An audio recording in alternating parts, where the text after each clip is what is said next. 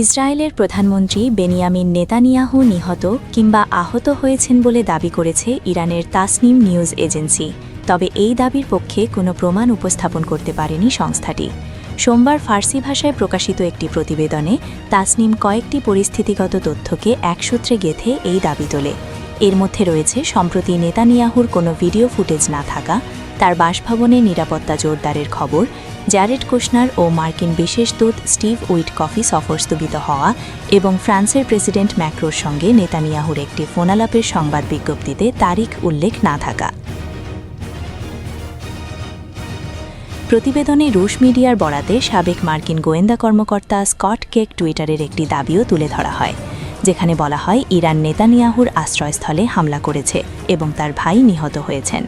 উল্লেখযোগ্য বিষয় হল তাসনিম নিজেই স্বীকার করেছে এই তথ্য আনুষ্ঠানিকভাবে নিশ্চিত বা অস্বীকার করা হয়নি। তবে সর্বসাধারণের জন্য উন্মুক্ত তথ্যই এই গুজবের ভিত্তিকে দুর্বল করে দেয়। ইসরায়েল প্রধানমন্ত্রীর দপ্তর ৭ মার্চ নেতানিয়াহুর একটি আনুষ্ঠানিক বিবৃতি প্রকাশ করেছে।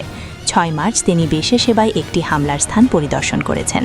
৫ মার্চ ম্যাক্রোর সঙ্গে ফোনালাপের খবর দিয়েছে জেরুজালেম পোস্ট। এটি প্রথমবার নয়। যুদ্ধের আগেও নেতানিয়াহুর ভাগ্য নিয়ে ইরানের একই ধরনের দাবিকে ইসরায়েলের প্রধানমন্ত্রীর দপ্তর ভুয়া খবর বলে উড়িয়ে দিয়েছিল। ২ মার্চ জেরুজালেমে নেতানিয়াহুর কার্যালয়ের আশেপাশে কোনো ক্ষেপণাস্ত্র আঘাতের চিহ্ন পাওয়া যায়নি বলে জানিয়েছে সেনহুয়া। বিশ্লেষকরা বলছেন ইরান ও ইরানপন্থী গণমাধ্যমের এটি একটি পরিচিত কৌশল। বিক্ষিপ্ত তথ্যের টুকরোগুলো জুড়ে একটি নাটকীয় আখ্যান তৈরি করা হয়, তারপর সেটি ছড়িয়ে দেওয়া হয় যেন কোনো গোপন ঘটনা আড়াল করা হচ্ছে। মার্কিন ট্রেজারি বিভাগ তাসনিমকে ইরানের ইসলামিক রেভলিউশনের গার্ড কর্পসের সঙ্গে সংযুক্ত বলে চিহ্নিত করেছে।